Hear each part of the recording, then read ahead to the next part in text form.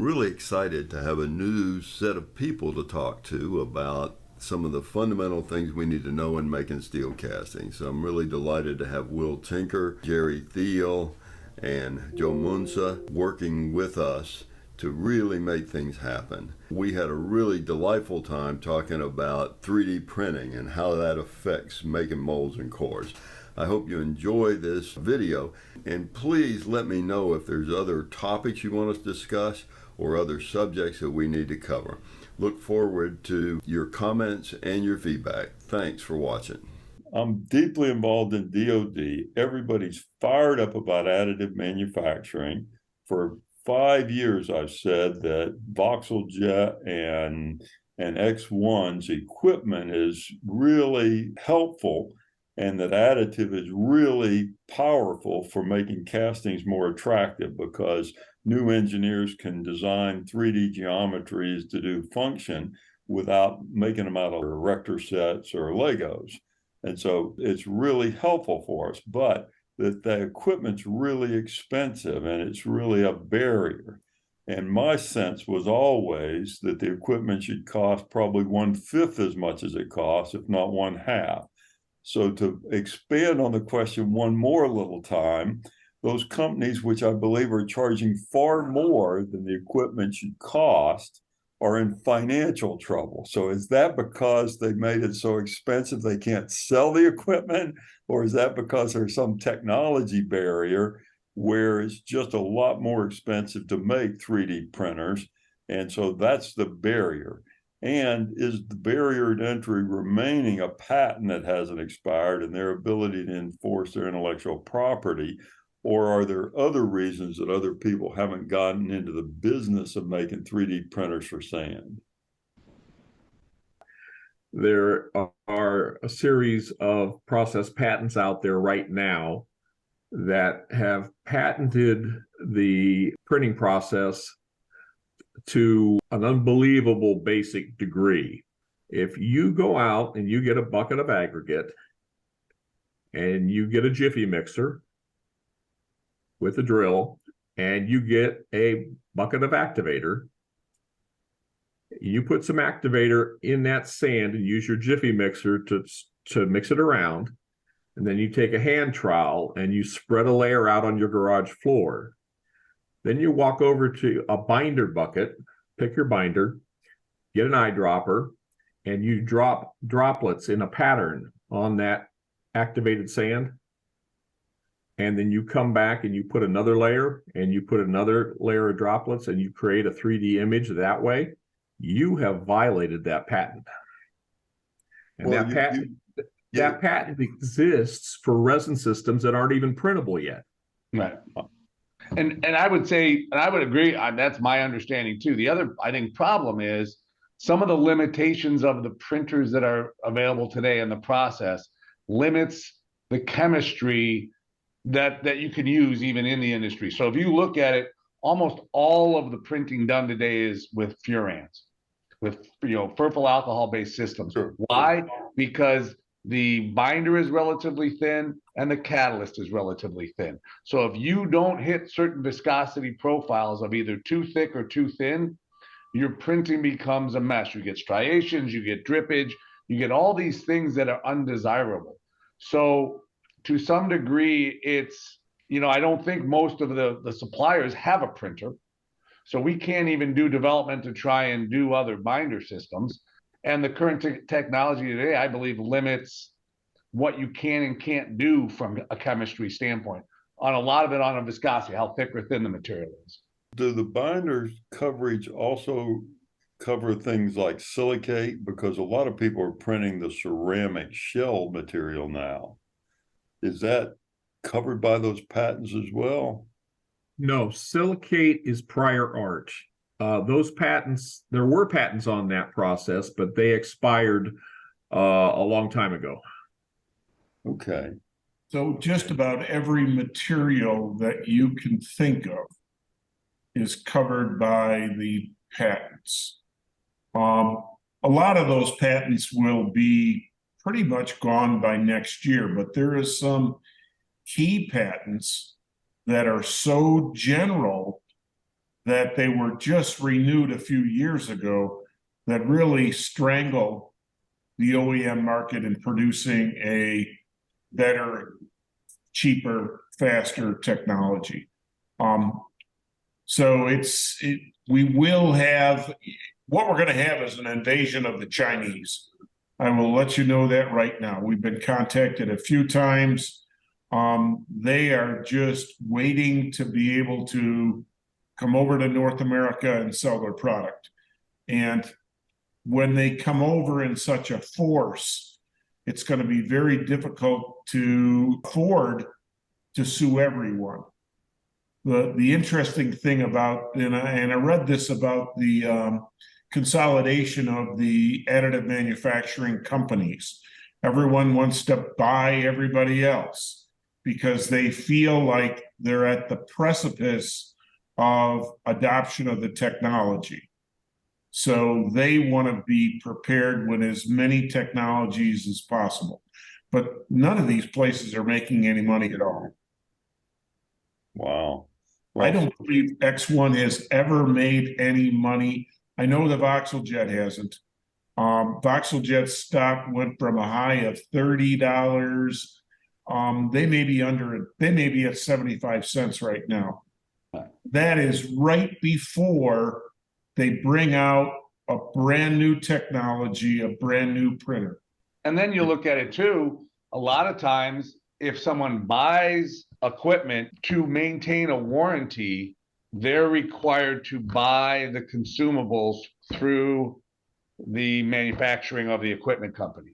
If they don't, then the printer don't get warranted, and those can be 20, 30, 40 grand a pop.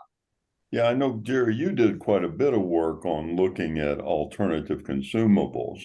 How many people will use an alternative consumable, or do they feel constrained by their long-term agreement? Well, understand the original consumable material is coming out of ASK Südchemie in Germany. Yes. Originally. So I believe 100% of the industry is using either resin produced by ASK or HAI domestically in the States. So 100% rate. Now, those are private labeled by X1, but they are HAI and ASK products.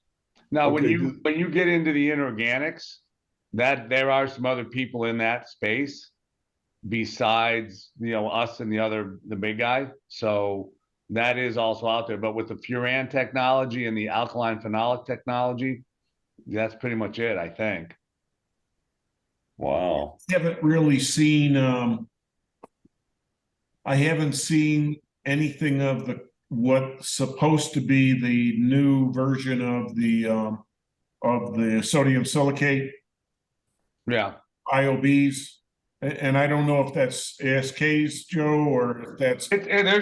We've got some of the business. It's all in Europe right now. It's all in Europe. So there's some work, and obviously the biggest push on that is probably BMW, because they're the first ones that adopted the inorganic type cold box version. So they're the ones that want to convert now to 3D, additive manufacturing. And so the inorganics are getting more popular over there, but there's some limitations too, that you have to have green strength and then post heat it, which slows the process down, which to still to some degree, why doesn't it go on to mass production is I don't think it's still fast enough for super high end users. When you get the equipment cost in there, if you've got to put in 15, machines, not many people can do that.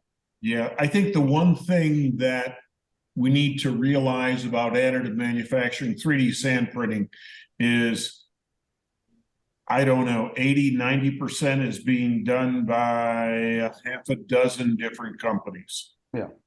So there are the print service providers have quite a few of the majority of the printers in North America. The rest are kind of scattered around. Right. You got the core shops doing it, right? You bet. Because they can make a model out of that, making some unique low run shapes that nobody else wants to do effectively. So when we take a look at who can make the most profit from a 3D sand printer, it is a print service provider. There is no doubt. Yeah. Foundry can't even touch the return on one of these printers that a print service provider can, because that machine runs 24/7, and they may have 4 people running, 5 machines. As you know, steel foundries, we're pretty heavy users of those services. We have at least one foundry. Howe is doing all their molds and such from printers. And of course, some of the folks up in Pennsylvania have bought the robotic system. How does a robotic system get around X1 and Voxel Jet? X1 owns the robotic system. They bought it from Virtus 3D. Oh, wow. So They got around it because I thought the original way they got around it was there was no print box. So without having a print box, I think that excluded them. It was like a wiggle room through the patent.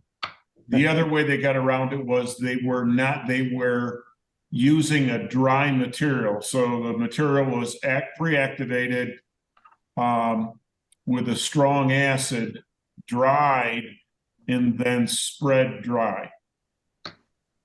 So they did not use they got around using a 2-part or a 3-part binder system by saying there was only 1 part. Wow. So that is part of the patent. Either a 2 or a 3-part binder system. Wow. Well, so the phenolic urethane, which is the most popular here, is not at least currently printable. It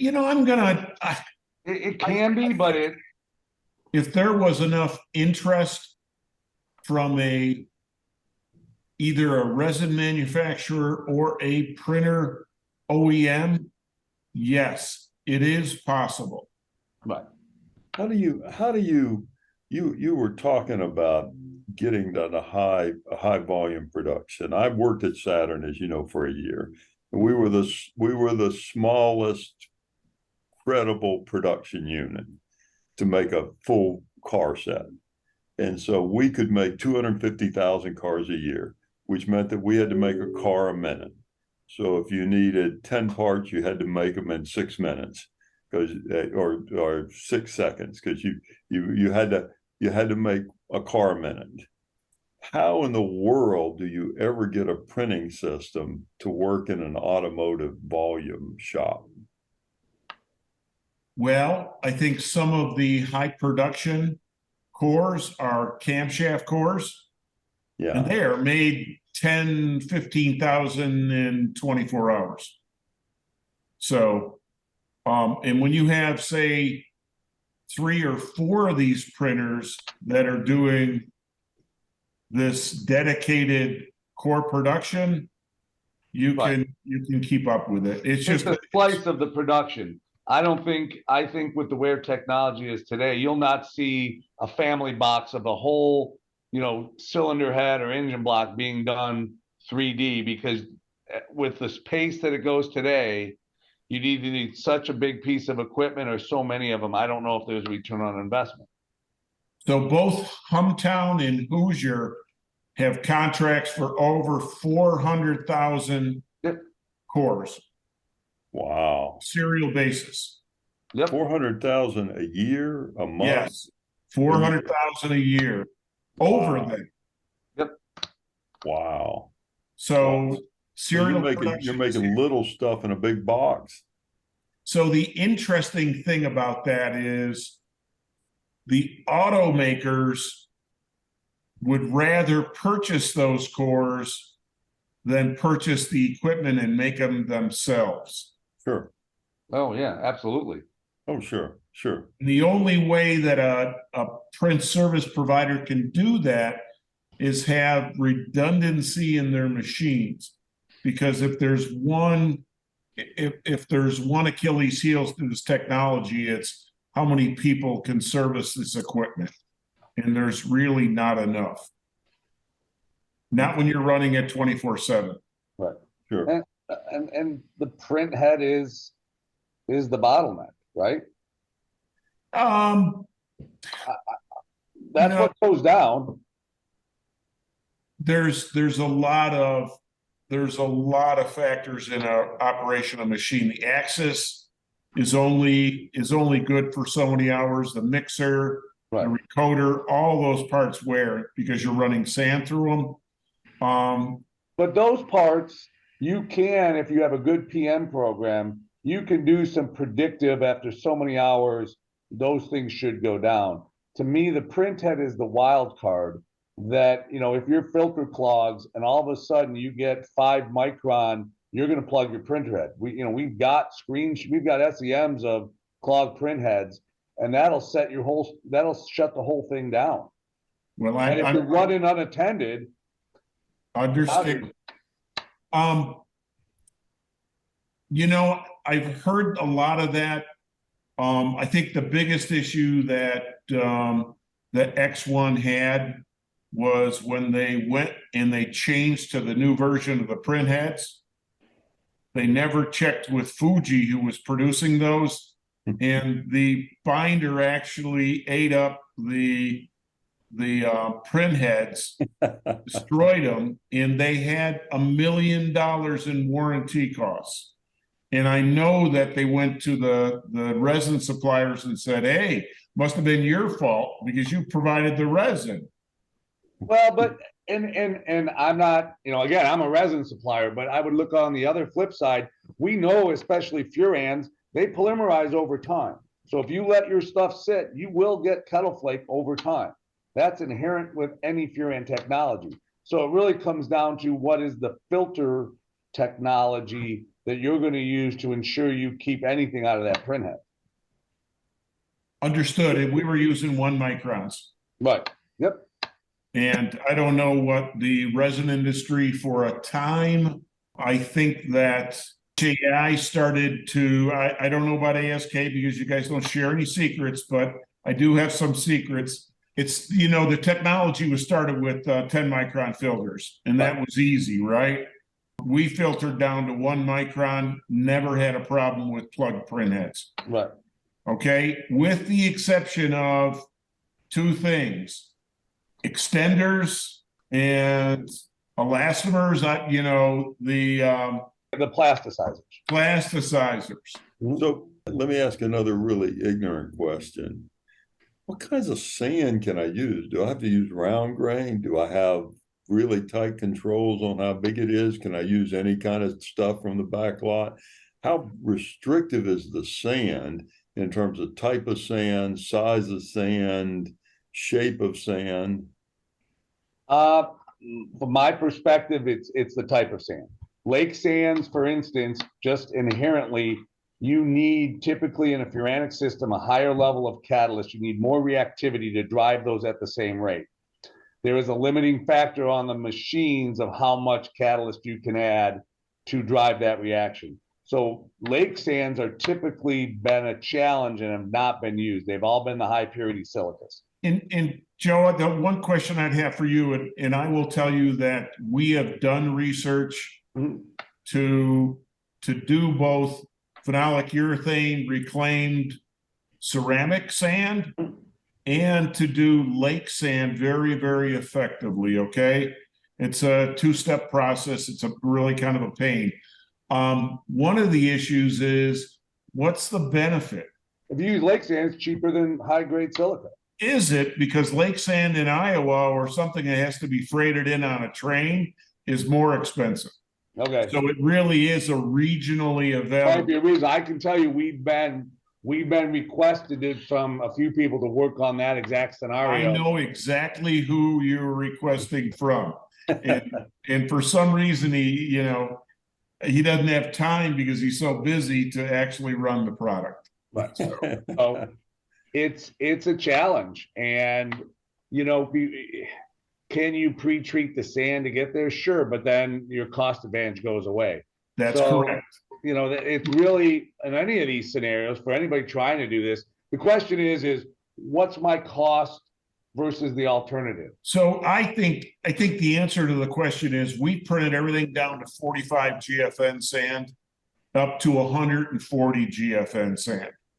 And we probably print more materials than anybody in the world. Zircon, chromites, ceramic sands of 25 different types. It's all printable, but you have to understand the equipment, the chemistries, and the whole process. So let me dig in a little bit there, Jerry, because as a chemical engineer thinking about the whole sand printing business, you really just need enough coating on the sand so they stick together, but you have different densities. So I'm assuming you use the same amount of binder per cubic inch for the same size sand, but the density of the sand doesn't matter. Well, one of the issues that, you can, when you say you just need to put enough binder on to stick the sand together. Yes. We have this imaginary point around 2%, which if I start pouring liquid metal in that sand, I'm going to get some gas defects because I've got enough combustible material. So there is a range of amounts of resin that I can use on the sand. The other thing that a lot of people don't understand, and it has to do with size, shape, and distribution, is we print ideally 3 layers of sand. So the 0.28 millimeters is 3 layers of an 80 GFN sand. So if we go to a 45, we have to increase our rate and layer thickness to be able to get 3 layers. Why do we need 3? The first one is bound to the ore, connected mechanically to the previous layer. The second layer is a slip plane, and the third layer has got to roll over the second and first to be able to smooth that surface out. So if I only had 2, my top surface would push the bottom surface. And I'd get what they call pushing, and I'd get deformation in my layers. So yes, any material can be printed, but with some restrictions of amount of resin, type of resin, and also layer thicknesses. Does anybody vibrate after they lay the sand down before they print? No one I know of. The X1 recoater blade runs at about 4,000 vibrations per minute. It is a vibrating blade. It does not work in the positive compaction. It works in the negative. So it will open up 0.2 degrees, come down 0.2 degrees, come back up 0.2 degrees. Right. Does that around 4,000 vibrations or movements per minute. But I'm guessing where you're talking about traditional no-bake, you would vibrate to get compaction to get better densities. But you have a structure to hold everything together by the tooling. Yeah. I mean, when you dump loose sand in gravity, you get it up to about 85, 90 pounds a cubic foot if it's silica. And if you vibrate it, you can get up to 110. That's one of the big benefits you had in lost foam or beat processes. You get much harder molds, much better surface finish because you've got 20% more density. So there is technology out there to use ultrasonic vibrations to be able to both feed the sand and level while slightly compacting that sand. Okay. But we can't talk about that technology because there's only one in the world. and I'm looking at it right now. So, what I always told people was, this German technology is good technology, but North American can always produce something faster, cheaper, better. And that still rings true. What we've been discussing about intellectual property and people wanting to sue everybody, that is a valid concern. But there is better equipment out there. And I will tell you this, with my printer, we always talk about layer lines and how those affect the surface quality of the part. Yeah. I can run what they call grayscale areas to eliminate layer lines on profiled or angled surfaces. So what is a layer line? What are you talking about doing? What is it that eliminates it? Well, if you have a straight angle at 15 degrees is the angle of death, we call it, right? Because at a 0.28 millimeter layer height, Yeah. you will have something that looks like this. Stair step? Yes. Okay. Because it just approximates a straight line. It can't draw it. Yep. Because it can only move 0.28 in one direction, and you know it can move very. I think we were running a 0.1 millimeter X resolution and Okay. a 109Y, something like that. But now using some software and using the advanced software that other print companies provide, I can print, say, half the density or a third of the density of my resin every 3 of my jets instead of all of them to produce a gray area in that area that wipes off smooth. Wow. So when you said that 0.109 inches, Millimeters. millimeters, okay. Wow. That's pretty incredible. So the Y resolution is usually controlled by the orifice spacing, but the X resolution in the older units was controllable to be able to vary the density. I remember you heard the first presentation on this at the University of Iowa by Nate Bryan, Okay. and you were very good to him, but a little critical, but very good. As a sophomore in at a university. So yes, we can control the amount of resin by controlling our spacing between the droplets. Okay. And that's one way to be able to eliminate those layer lines or stair stepping in parts. So does a printed mold require more resin than a traditionally made mold? My experience is yes. I mean, typically you can run down below 1% on certain molds. Yeah, you're right, Joe. You can run compacted, chemically bonded under 1%. Yeah, and then typically the catalyst levels can be slightly lower. Would you run Furan that low?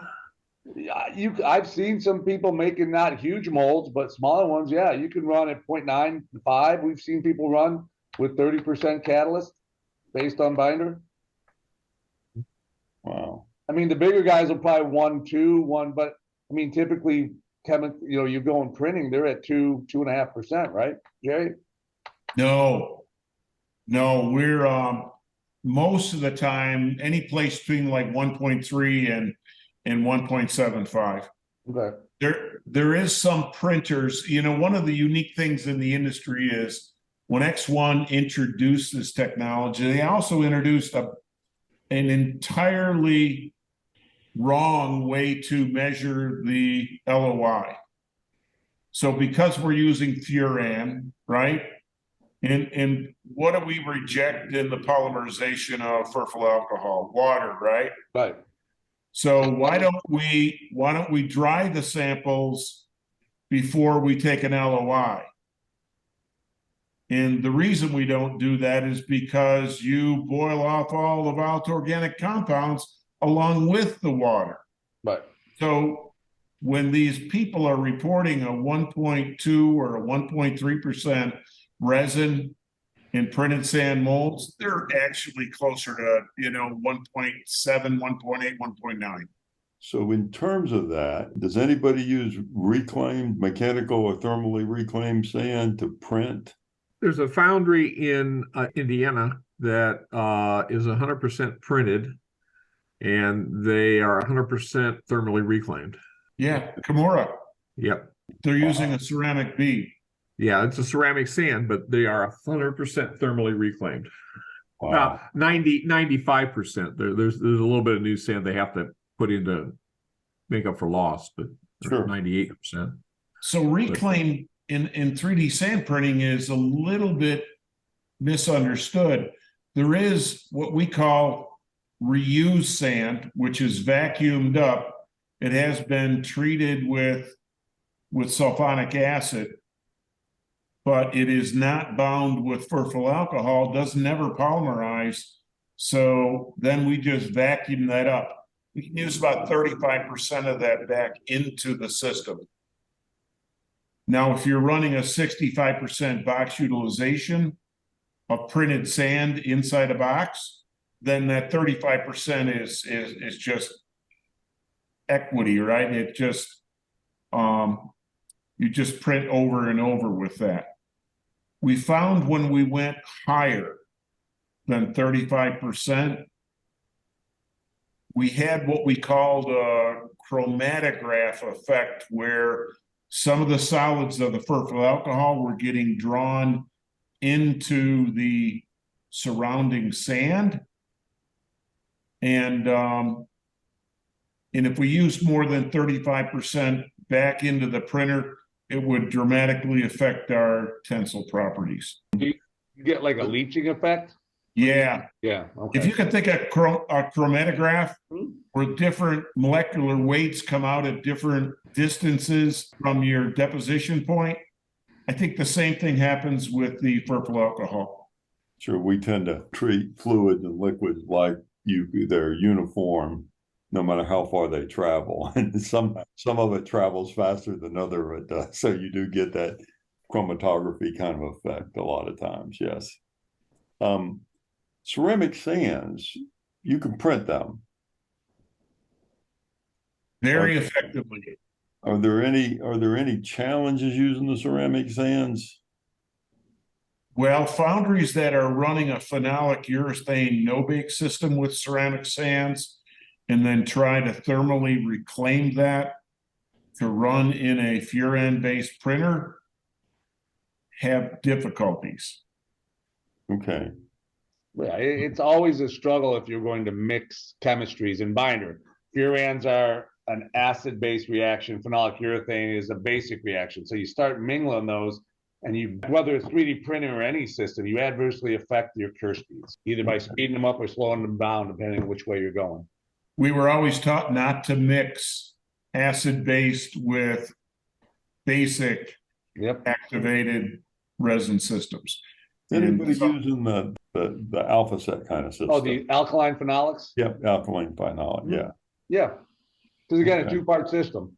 So we personally have a few customers on that technology. Okay.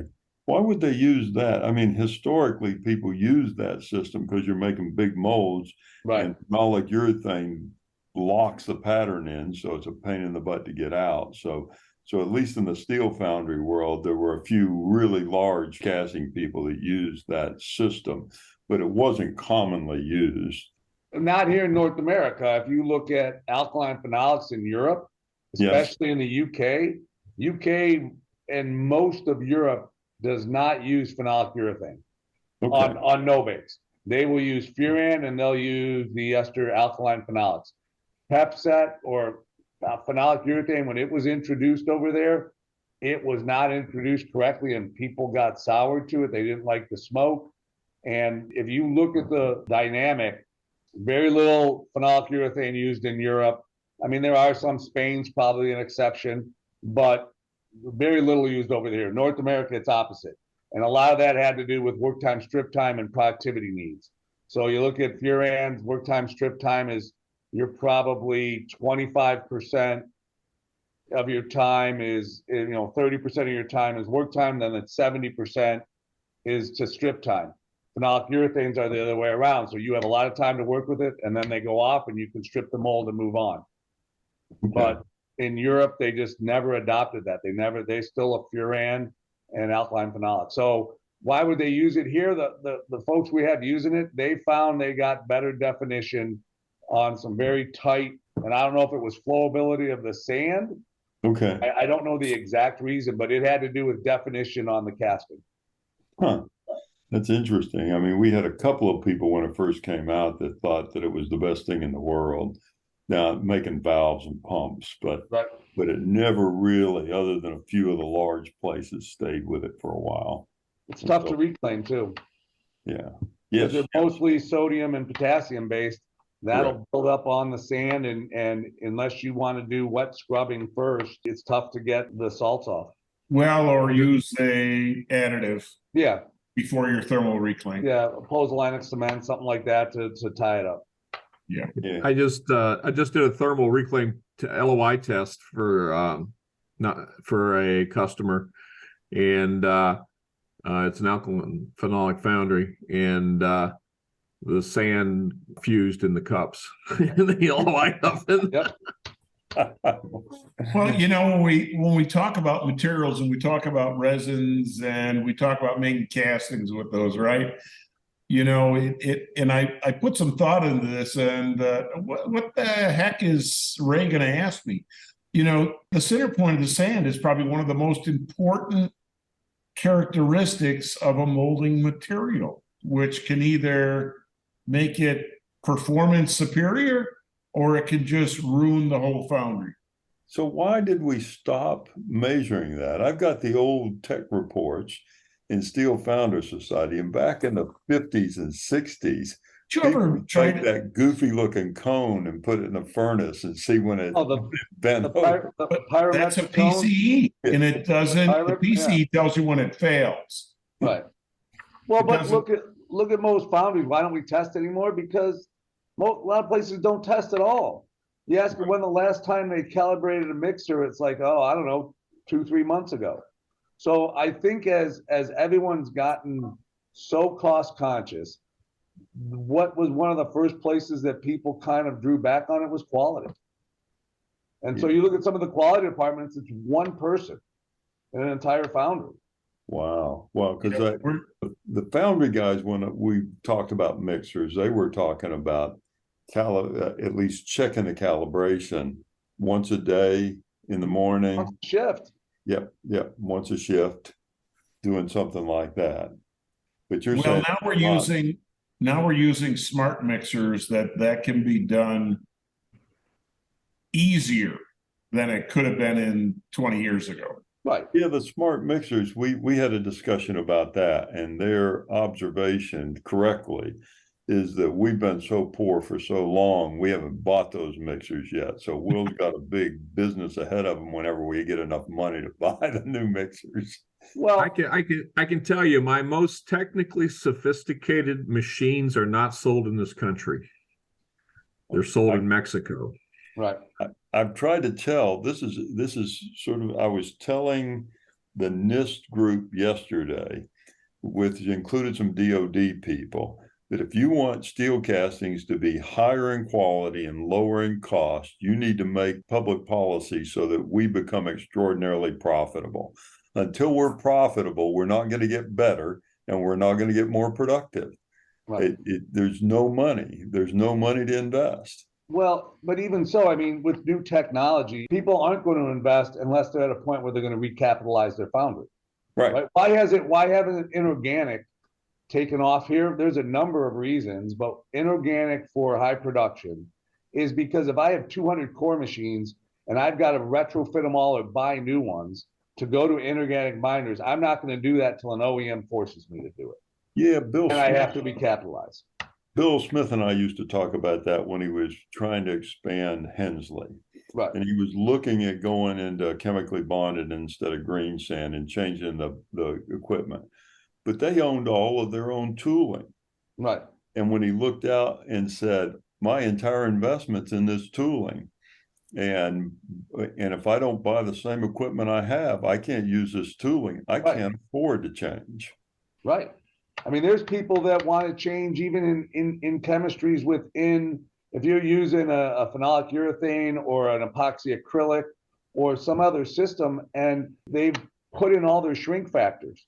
And so if you only have one tool, sure, you can afford to, but if I have 200 tools and I've got to change them all for the shrink factor of a different chemistry, that's hundreds of thousands of dollars, millions perhaps, Yep. that no one's going to do unless they're forced to. They're going to fight. They're going to say, yeah, you do it if you want to pay for it. Yeah, we have, in the cases the same way for materials. Yeah. We know better materials. Ceramics are so much better at elimination of veining and also for dimensional accuracy. But if we built all our core boxes for ground engaging tools for silica sand, and we own that tooling, everyone's looking for a different way to be able to use silica sand so it doesn't, center inside and provide veins inside a ground engaging tooth, right? So yes, I get that part of it, because they come to us and they say, well, how can we eliminate these veins? Well, you've got a material that is very effective at both dimensional accuracy and reduction of veining inside those pockets. Right. But unless you're ready to change the size of the core box, it doesn't work.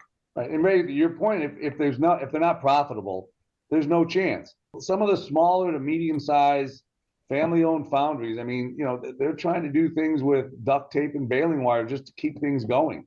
They don't have time for preventative maintenance, much less saying, I'm going to go out and buy the next generation equipment that's going to make me more successful. I just can't afford to do it yet. Yeah, that's one of the biggest challenges we face in the steel casting world, is that we have small, medium-sized enterprises, and most of them are privately held. And when you have a privately held corporation, a lot of times you've aggregated the compensation for the chief executive officer and the return on capital because it's the same person. And so you may not have been operating profitably enough to get return on capital because it's buried in the way you do your accounting system. And so it's really problematic. Yep. And so we're really challenged by that. And of course, I've got a whole long talk. They were trying to get me yesterday to do a podcast just on the economics of the steel casting industry and why we're so unprofitable, which would be a fun conversation to have with somebody. Well, So yeah, most of the time I use the figure of, if a foundry is exceptionally successful, low scrap rates, they don't have, an abundance of manpower issues, they've got a good backlog, they're probably have a profit margin around 8%. And if you're a normal foundry, that may be as low as 4%. Does that jive with what you know about the steel foundry industry, Ray? Yeah, those are reasonable kinds of numbers. And one of the things you have to realize is that if you want to know the value of any ordinary manufacturing plant, and you know what their total sales volume is, just divide it by 2, and that's how much the plant's worth.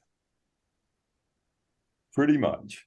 okay. Book values are typically half of your sales volume, annual sales volume. And that makes sense because your return on investment, you want it to be twice your return on sales. And so you really have that. So if you're really extraordinarily profitable, it really means your business is worth a lot more. So if you can get your profitability up to 10 or 12%, but just think about it. The only time in recent memory that anybody was interested in steel foundries was when the interest rate was 0 and your best return on investment in equity was 1%. And so getting 3 or 4% in a steel foundry looked like a good deal. So there was about a year and a half where people were looking at steel foundries as good investments. But to your point of what, that steel is not profitable, who's making a windmill hub in the United States? Nobody. Right. because there wasn't profit. And it blows my mind that we can buy those from Europe or China and bring them into this country that cheaper than we could make them. Yes, yes. And certainly China that's a deliberate public policy. So we may want to go back and look at that at some point between the four of us, because I could show you all the graphs that show that trade is not market activity. Trade is not market-based, it's geopolitical. And so every country has a mercantilist framework that they do. So if you look at our negotiations with China, China subsidizes manufacturing with their consumer economy. And so the foundry pays less for its electricity, not more for its electricity. They pay less for their rent on the land than their employees do. They can't really go out of business. Right. The guy in the corner office can disappear one day if they're bankrupt, but they're not going to go out of business. And so the whole point is they wanted to dominate the world in the processing of raw industrial materials, and they've been successful at that. So the biggest challenge we have in disengaging from China and having national and economic security is reinstituting both the mining and the processing. Because right now, when we're mining rare earths, we send the ore to China to get them to turn it into rare earths because we don't have the processing. So that's really kind of wild. So we remain on the largest lithium deposit in the world, right? Yep, just found that. But we can't process lithium. We'd have to send it to China. And if you look, I mean, we're like the Saudi Arabia of sand. Everybody wants lake sand. I mean, I used to tell Manzullo when he was a congressman that he was in the best place in the world to have sand. So I used to have to talk to him about that. It's pretty wild because we ship lake sand all over the world when somebody has some special requirement. Really pretty impressive. Actually, it's forbidden to ship sand out of China. Yeah. If I wanted to run a test from one of my colleagues, I cannot get them to ship me sand. It's against the law. Wow. They're believing they're going to run out of sand in China in the next 30 years for foundry. Wow. And the sand in India is so bad. Australian sand's reasonable. What about sand in Turkey? I mean, Turkey, of course, is the big up and coming manufacturing center.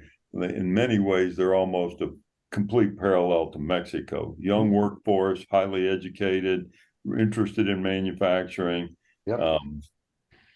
Energy's available.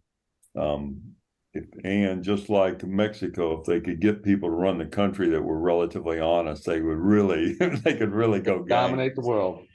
I don't know. I mean, I don't know of any good sands out of Turkey. Just like in Mexico, Mexico's got a ton of sand. It's all the local sand is horrible. Okay. I mean, the best sands that I know of are obviously, the high purity silicas we have here. There's A55 in Germany that's reasonably good. There's some Australia sands that are good, but that's about it. Wow. The Chinese sands are actually pretty bad. There's a lot of some of the transplants, they'll still import sand. Wow. So, Will, what would you like to contribute? You've been listening to us. I've been absorbing this mind purging you guys have been doing and trying to get my camera to work again. Yeah, most of my larger customers in Mexico, the more progressive ones, are bringing their sand in from the States. Sure. They just know the benefit of it, and they don't want to fight the problems that they get with local sand. So. That's great. Okay, well, let's go ahead and close this up. We've had a really good session talking about printed sands and all that stuff. Thanks for watching the video. Please, I'll remind you, send us any notes you have of additional questions, more information you want on the subject, other topics or other people that we might talk to really give you the optimum information so that you can really understand how we work and what it means to make steel castings. Look forward to all of your feedback. Thank you. Bye.